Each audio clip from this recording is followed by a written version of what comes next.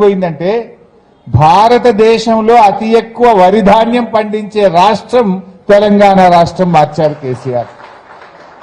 Punjab Haryana use to be number 1. ఈ దేశంలో పంజాబ్ హర్యానానే ఎక్కువ వరి పండిస్తారు, గంగా నది పరివాహక ప్రాంతంలో ఉంటారని చెప్పేవారు. కానీ పంజాబ్ను హర్యానాను తలదన్ని తెలంగాణను దేశంలో నంబర్ 1గా నిలబెట్టినారు కేసీఆర్ గారు. మా కృష్ణారావు గారు, నాకు తెలిసి ఈ కూకట్పల్లిలో కూడా త్రాగునీటి సమస్య చాలా తీవ్రంగా ఉండేది. 2 రోజులకు 3 రోజులకు నల్లా వచ్చేది. 10 ఏళ్ల బీఆర్ఎస్ పాలనలో 450 కోట్ల రూపాయలు త్రాగునీటి కోసం ఒక్క కూకట్పల్లి నియోజకవర్గానికి అందించి సమస్య పరిష్కరించాం.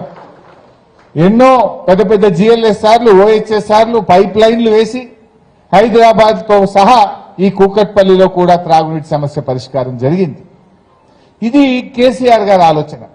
మీరు ఏదైనా తీసుకోండి, పేదల కోసం కళ్యాణ లక్ష్మి, వృద్ధులు వితంతువుల కోసం 2000 రూపాయల ఆసరా పెన్షన్, ప్రభుత్వ ఆసుపత్రులు బలోపేతం చేస్తూ కేసీఆర్ కిట్టు, ఎప్పుడో ఉస్మానియా, గాంధీ, నిజాం, బ్రిటిష్ కాలంలో పెట్టిన దవాఖాన్లు తప్ప హైదరాబాద్కు దవాఖాన్లు లేవని అటు సనత్ నగర్లో టిమ్స్, మల్కాజ్గిరిలో టిమ్స్, ఎల్బీ నగర్లో టిమ్స్, అంటే ఒక గాంధీ ఆసుపత్రి లాంటి మరో 4 ఆసుపత్రులను హైదరాబాద్ చుట్టూ తెచ్చే ప్రయత్నం. బస్తీ దవాఖానాలు మీకు తెలుసు, గల్లీ గల్లీకి ఇదే కూకట్పల్లిలో 20-25 బస్తీ దవాఖానాలు పెట్టినాం.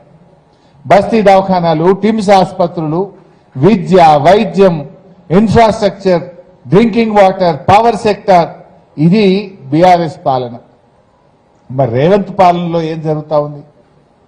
ప్రభుత్వ భూములుంటే అమ్మకానికి పెట్టడం, హౌసింగ్ బోర్డు భూములు, టీజీఐఐసి భూములు లేదా స్వగృహ భూములు, ఎక్కడ భూమి ఉంటే దాన్ని అమ్మడం.